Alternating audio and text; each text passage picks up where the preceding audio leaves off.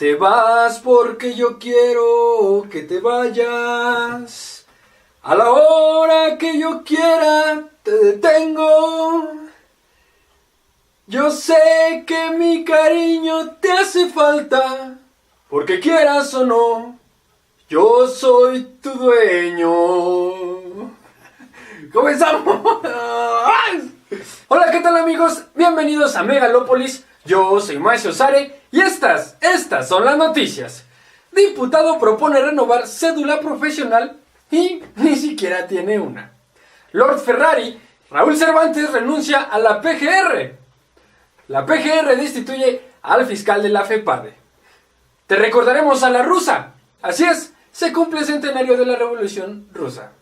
Edificios fantasma y comercios aún a la expectativa en la Ciudad de México. Quédese con nosotros. ¡Comenzamos! Te vas porque yo quiero que te vayas. A la hora que yo quiera te detengo. Yo sé que mi cariño te hace falta, porque quieras o no. Compinchis, bienvenidos al país del nos vale madre todo. Hoy definiremos el dicho que dice y dice bien: loco, pero no pendejo. Así es, y para muestra un botón. Este bonito ejemplo tenía que ser, ¿de dónde creen? Pues de dónde más tenía que ser, de la política mexicana. Este espécimen llamado Ángel Llanes García, quien tuvo la grandiosa idea de proponer que los trabajadores de la SEP renueven cada 6 años su cédula profesional a través de un examen teórico práctico que determine si está en condiciones de trabajar o no. Aquí es donde podríamos decir que este tipo está loco, ya que cuando se otorga una cédula profesional, esta avala que quien la recibió está totalmente preparado en la rama de estudio que desempeña, por lo cual creemos que no debería de renovarse, ya que entonces no tendría sentido que la otorguen. ¿O sí? ¿Tú crees que tenga sentido? ¿No? Así es, compinches. Este personaje argumenta su iniciativa diciendo que la sociedad requiere de profesionistas capacitados y especializados que brinden bienestar y satisfacción, sobre todo en carreras como medicina, que implica diversas ramas y especialidades. O sea, este cuate hablando de preparación, alguien que no está preparado, habla de preparación.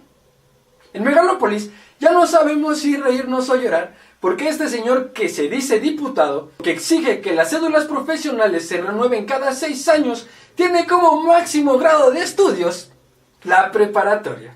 Así como lo oyen, compinchis. Bueno, y eso también, si es que terminó la preparatoria, no voy a hacer que a resultar que compró su certificado, ¿no? Aquí es donde podemos afirmar que no está nada pendejo, ya que su propuesta la da cuando tiene la sartén por el mango. Además, que cómo se atreve a pedir un documento con el cual no cuenta y que permite saber o acreditar que es un profesional totalmente preparado. Ahora, podemos afirmar que este señor no está preparado porque entonces no cuenta ni siquiera con una especialidad. Podríamos decir que ni siquiera está preparado para hacer política, ya que no tuvo conocimientos universitarios previos en política o derecho. Hay que destacar que este señor es de Morelos, el estado de la República de los Ferraris. Tal vez por eso no le costó mucho obtener ese puesto, y cuando decimos que no le costó mucho, no nos referimos a que le costó mucho dinero, sino a que no le costó mucho esfuerzo intelectual. Sí, es facilísimo andar tirando cable y decir que sí, que no, que proponer, pero hay que pensar antes de proponer. Ángel García olvidó, o mejor dicho, ni conoce el gran esfuerzo que representa obtener la cédula profesional, por la cual uno se prepara durante años de estudio, desveladas, tareas, trabajos en grupo que luego ni te llevas bien, etc. Los que cursamos la universidad saben de lo que les hablo. Para que venga cualquier hijo de vecina a decirnos que se deben renovar. Dicha renovación causaría tal vez más impuestos, y lo que sí es seguro, que causará más trámites engorrosos. Este diputadete federal de Nueva Alianza aseguró que sus estudios de preparatoria le alcanzaron para ser presidente municipal, diputado local y federal. Yo tengo derecho también conforme a la ley de poder aspirar a un cargo público. No necesito la licenciatura. De hecho, creo que aquí para la política no se necesita la licenciatura. Yo, gracias a Dios, con los estudios que tengo, me ha sido suficiente para ser presidente municipal de mi pueblo, Zacaloapan de Amilpas, Morelos. Yo sé que tal vez no lo conocen o tal vez no viene ni en Google Maps, pero de ahí yo fui alcalde. Diputado local también por Yecapixtla, en Morelos, y soy el primer diputado de Nueva Alianza que gana por mayoría. Sí, señor, ¿cómo no? Entonces, cualquiera que no tenga licenciatura puede hacer lo que quiera, sí, señor. Ahora entiendo. Así es, compinchis, pues quien ya dio un paso para atrás se aplicó la de qué oso, güey, o sea, ni te conozco. Fue la Secretaría de Gobernación argumentando que no conocían la iniciativa y que además no estaba dentro de la agenda del periodo del partido, por lo que no se espera que reciba apoyo y nosotros esperamos lo mismo.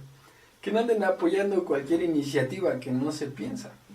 En Megalópolis nos da tristeza saber que actualmente en México hay diputadetes que ganan 148,000 pesos al mes, y lo peor de todo, sin tener cédula profesional.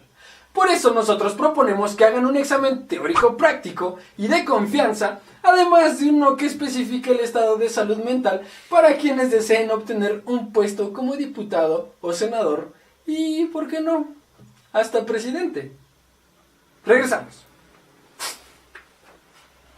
Maldita sea, ¿dónde vamos a...? Con Penchis, ahora hablaremos de alguien que se apellida Nieto, y no precisamente de ese que estás pensando, sino de uno del cual podemos decir... uno que trató de hacer las cosas bien y lo despidieron.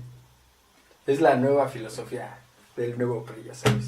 Si te estorba algo, pues quítalo, ¿no?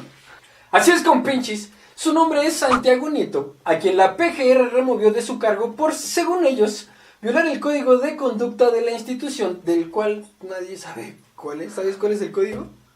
¿No? Dicha decisión fue tomada por el subprocurador interno Alberto Elías Beltrán, informó la PGR en un comunicado. Esta destitución, casualmente, se da tan solo un día después de que Santiago Nieto señalara al diario Reforma que Emilio Lozoya, exdirector de Pemex, le enviara una carta en donde le pedía que no lo inculpara por el caso de desvío de recursos a favor del bien afamado PRI durante la campaña presidencial del 2012. Qué discretos, ¿no? De acuerdo con Reforma, la FEPADE abrió una carpeta de investigación para averiguar si parte de los supuestos sobornos por $10 millones que habría dado Odebrecht a Lozoya habrían financiado la campaña del ahora queridísimo por todos, Lord Enrique Peña Nieto. Hay que recordar que Emilio fue coordinador de vinculación internacional en la campaña de Peña. Así es, compinchis, quienes respaldan a Santiago Nieto son Javier Solórzano del Senado. Así es, compinchis, quienes respaldan a Santiago Nieto son Javier Solórzano, senador del PAN, Luis Sánchez Jiménez del PRD y Miguel Barbosa de la fracción PT Morena, quien dijo que esta remoción indica que no habrá consecuencias contra Lozoya, cosa que también nosotros pensamos lo mismo. Por otro lado, Santiago Nieto dijo que Lozoya le envió una carta diciendo que quiere que Nieto haga un pronunciamiento público sobre su inocencia y le envió un currículum diciéndole quién es su papá, quién es su mamá, en dónde estudió, cosa que Santiago nunca entendió. Bueno, eso dijo él. Para los que no saben quién es Emilio Lozoya Austin, no se preocupen, les diremos a grandes rasgos porque ya les habíamos dicho en nuestro video titulado Escándalo Odebrecht, el cual les sugiero que vean. Bueno, pues Lozoya fue coordinador internacional de la campaña presidencial de Enrique Peña Nieto, quien casualmente, después de su triunfo, pasó a ser director de Pemex. Así es, compinchis, a través de Emilio se hicieron las transacciones a una empresa que tenía a su nombre en Islas Vírgenes. Los depósitos que se hicieron equivalen a 40 millones de pesos. Muy buenos para alguien que está en campaña. Una conclusión que se da por este escándalo es que se cree que rebasaron el tope económico de lo permitido por el entonces IFE, lo que significa hacer trampa en la contienda electoral, por lo cual se tendrían que invalidar las elecciones de 2012, cosa que no creemos que pase ya a estas alturas del partido, ya mejor hay que dejarlo que termine. Pero en fin, es nada más para que vean cómo se la gastan estos compinches. En Megalópolis pensamos que si ya se hizo público el motivo de su destitución, pues ahora que Santiago Nieto nos haga saber cómo es que iban esas investigaciones, además de dar a conocer los presuntos culpables, porque es su responsabilidad, y ya de pasadita, para que se desquite, porque al parecer Lozoya no sufrirá ningún cargo ni nada por el estilo. Regresando. Ahora hablaremos sobre otro personaje que ha salido a relucir por la corrupción. Digo, por un error administrativo. Así es, Raúl Cervantes, titular de la PGR, quien presentó su renuncia para que, según él, el Congreso agilice la aprobación de las leyes que regirán la nueva Fiscalía General del país. El señor de los Ferraris dijo que algunos legisladores han utilizado sus supuestas aspiraciones como excusa para no avanzar en aprobación de las leyes, y aseguró que no tiene ninguna aspiración personal fuera de servir con honorabilidad en cualquier capacidad pública o privada del país. Así es, compinchis, Cervantes señaló que deja la PGR para no detener más las urgentes leyes que México necesita, ya que en los próximos días en la Cámara de Diputados se discutirán las nuevas iniciativas de ley relacionadas con la Fiscalía General de la Nación. No hay que olvidar que quien corrió a Santiago Nieto y quien ocupará el cargo de Raúl Cervantes es la misma persona, Alberto Elías Beltrán, quien fungía como titular de la Subprocuraduría Jurídica y de Asuntos Internacionales. Por eso en Megalópolis reflexionamos. ¿Por qué justo después de que se va Raúl Cervantes se da a conocer de la destitución de Santiago Nieto, exfiscal de la FEPADE? ¿No será acaso que le pidieron a Raúl que lo destituyera y al negarse le pidieron que dejara el cargo? ¿Es casualidad que la misma persona que ocupara el cargo de Raúl Cervantes es el mismo que destituyó a Santiago Nieto? Bueno, compinchis, esta es una más del nuevo PRI, que de nuevo no tiene mucho. Nada más para que vean cómo se las gastan, quitando las piedras que les estorban. En Megalópolis esperamos que quien ocupe el cargo de Santiago Nieto no cubra a Lozoya y que Alberto Elías Beltrán trabaje desde la PGR como titular en favor de la ciudadanía y que al mismo tiempo le otorgue un poquito de credibilidad a esa institución que mucha falta le hace. Regresamos. Ahora sí, regresamos. Así más obvio, compinchirri. Compinchis, ahora hablaremos de las rusas. Y no nos referimos a las tortas que venden en la esquina, esas que llevan pierna, milanesa y quesillo, sino que hablaremos sobre la Revolución Rusa. Estamos en el mes de octubre y en el año 2017. Hacía 100 años el mundo estaba enfrascado en una guerra, la Gran Guerra, como se le ha llamado. Europa día a día se hundía cada vez más. El imperio austrohúngaro veía disminuir sus posibilidades de que Serbia no lograra emanciparse. El Reino Unido y Francia se batían sangrientamente en el frente occidental en contra de Alemania. ¿Y qué pasaba con el imperio zarista ruso? Nicolás II, zar de Rusia, perdía credibilidad ante los miembros del Estado monárquico y también con la sociedad civil. El ejército ruso ya no quería pelear en el frente oriental contra Alemania y regresaban a casa. Así es, compinchis, lo primero que se nos viene a la mente con la Revolución Rusa fueron las hambrunas que vivió aquel país. La primera fue de 1918 a 1922 y se originó porque Lenin quiso introducir inmediatamente el comunismo en un país poco industrializado y prácticamente feudalista. Y asimismo, para alimentar a las ciudades y a los ejércitos que combatían en el frente.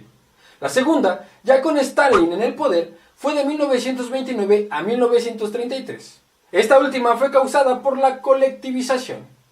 Recordemos que para Lenin y Stalin, el campesinado era un obstáculo para el comunismo, porque los veían como pequeños capitalistas, especialmente a los kulaki, quienes eran un campesinado de Ucrania, que no era ni rico ni pobre, pero que tenía suficientes tierras, ganado y materia prima para vivir adecuadamente. ¿Y qué pasó? Les quitaron todo, con la idea de la colectivización, es decir, crear usufructos que el Estado coordinara con ello, desaparecería la propiedad privada de los kulaki. Muchos de estos campesinos se negaron en dar sus cosechas de trigo, ganado, entre otras cosas. La respuesta del régimen comunista fue genocidio, una guerra contra los campesinos. Algunos fueron asesinados, otros fueron llevados a campos de concentración no nazis, sino comunistas. Les quitaron muchas cosas a los campesinos y esa comida fue exportada y llevada a las ciudades. Por el contrario, la mayoría de la gente que eran campesinos no tenían que comer. Muchos murieron en el invierno y otros tantos practicaron el canibalismo debido a la escasez de comida. La colectivización forzada fue una guerra del poder soviético contra sus pueblos. Los campesinos formaban casi el 80% de la población. Una de las guerras más terribles y crueles que Rusia haya conocido en sus 1000 años de existencia. En nombre del bien social, fueron a la fosa millones de inocentes. Por otro lado, algunos consideran que el régimen estalinista fue en un sentido muy diferente que el de Lenin hubiera querido. ¿Pero realmente es así?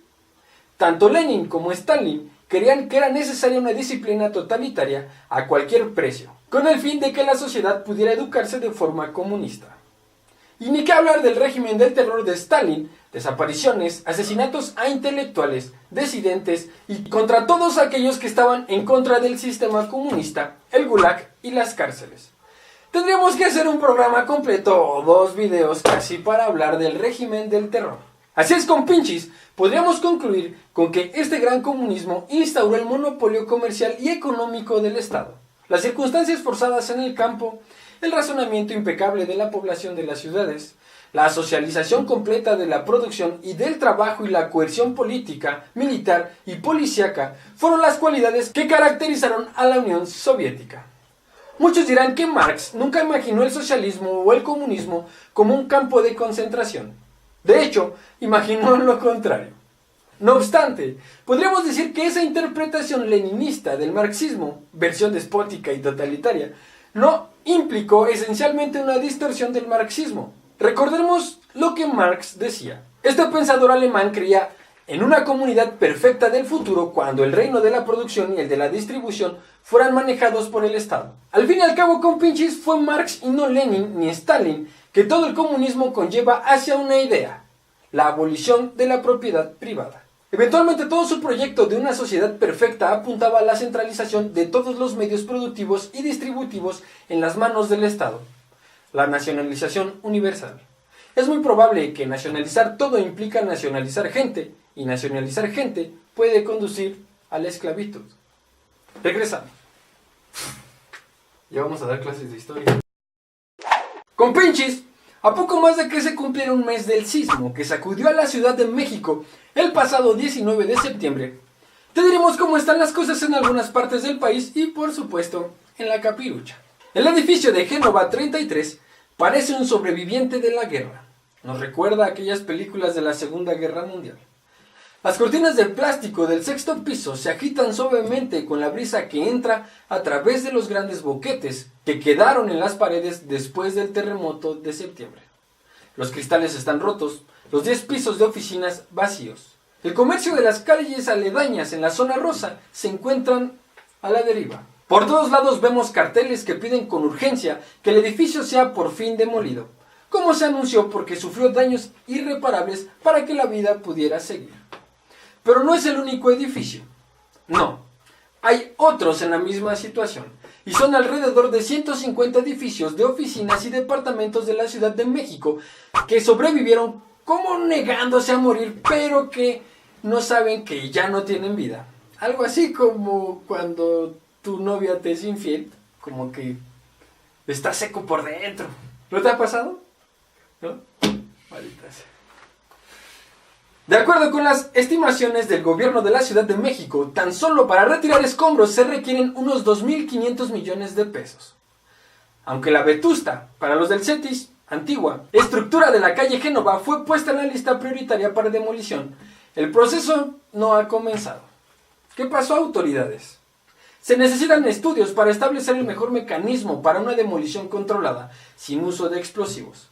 También se requiere apuntalar el edificio antes para proteger la vida de los que se encargarán de demolerlo y para permitir, si fuera el caso, de los propietarios retiren sus cosas. una empresa de soluciones tecnológicas del primer piso de Génova 33 pudo llevarse sus documentos más importantes y computadoras para seguir trabajando con una parte de su personal en casa y el resto en una oficina prestada. Todo el mobiliario se quedó adentro. Muchas de las víctimas directas del terremoto siguen viviendo en albergues, en casas de amigos o en tiendas de campañas en parques a la espera de que se determine si pueden volver a sus hogares.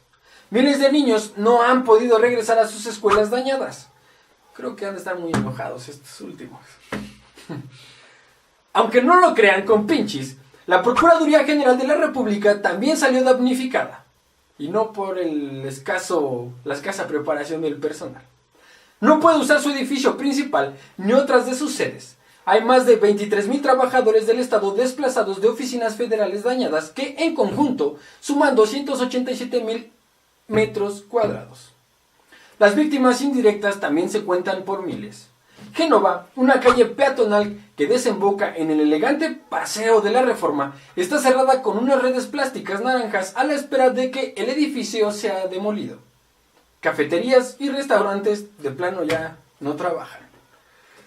En estados como Oaxaca, Puebla y Morelos, que sufrieron también grandes daños, brigadas de arquitectos e ingenieros voluntarios organizados en iniciativas como Reconstruir México, trabajan con la consigna de que no se debe demoler lo que se puede rescatar. Así es, compinchis, las autoridades han establecido un programa de ayuda temporal para renta por 3 meses y facilitación de créditos para los damnificados. Sin embargo, para la mayoría no será suficiente ni mínimamente para reponer lo que perdieron. Aunque la mayor parte de la ciudad salió bien librada del terremoto, a diferencia de lo que ocurrió el 19 de septiembre, pero de 1985, con un sismo que dejó más de 10,000 muertos, la reconstrucción en la Ciudad de México llevará 6 o 7 años, así lo indicó el jefe de gobierno, ahora alcalde, Miguel Ángel Mancera, al diario español El País. No hay que olvidar que la ayuda debe seguir llegando, porque hay personas que lo perdieron todo y que vivirán en la calle o albergues por un buen tiempo. Hay que ser solidarios y empáticos con ellos.